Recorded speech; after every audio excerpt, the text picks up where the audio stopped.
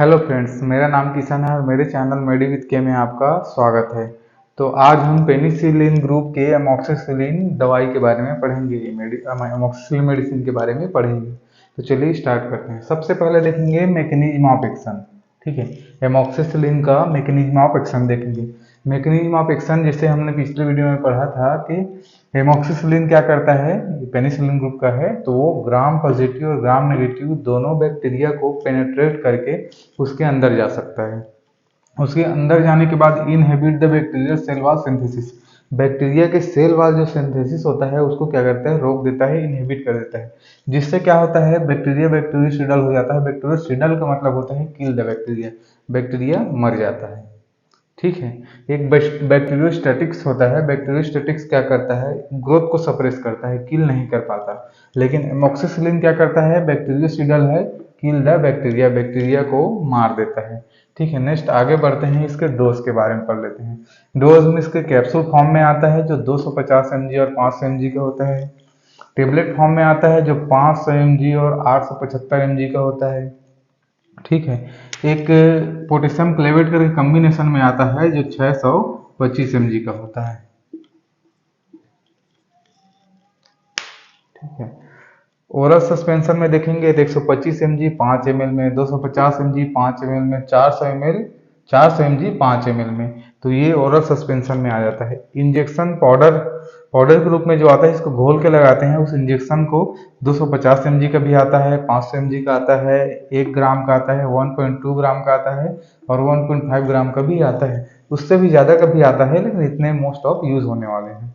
ठीक है, अब रूट ऑफ एडमिनिस्ट्रेशन में देखेंगे तो ओरल रूट है, आईवी रूट है और आईएम रूट है।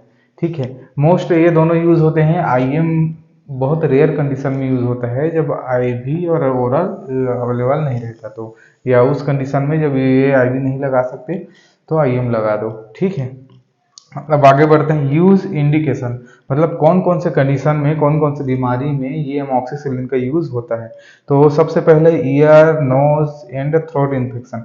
किसी भी प्रकार के ईयर में, नोज में या थ्रोट में इन्फेक्शन हुआ है, उस कंडीशन में ऑक्सीसिलिन का यूज कर सकते हैं।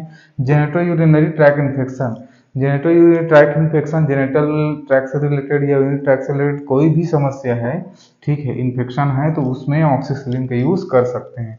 ठीक है, स्किन इन्फेक्शन, स्किन इन्फेक्शन में ऑक्सीसिलिन देते हैं। Lower respiratory tract infection, lower respiratory tract infection में एमोक्सिसिलिन देते हैं। Helicobacter pylori infection, duodenal ulcer, इन सारी कंडीशन में क्या करता है, एमोक्सिसिलिन का यूज करते हैं।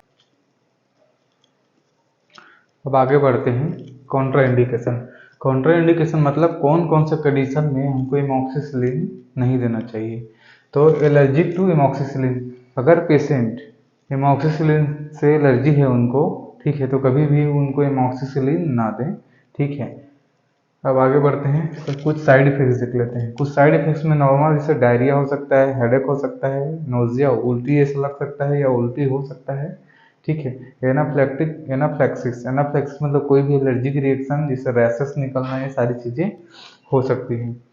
ठीक है, कुछ ऐसे दवाइयाँ हैं, कुछ ऐसे एमोक्सिसिलिन के एग्जांपल्स हैं मोस्ट यूज, जो सबसे ज़्यादा यूज होते हैं और उन्हीं दवाइयों को मोस्ट ऑफ देते हैं। ठीक है, तो इसमें टेबलेट के रूप में आ जाता है एमोक्सिसिलिन प्लस पोटेशियम क्लेविनेट, 625 mg का आता है, ये सबसे ज़्यादा यूज होता है।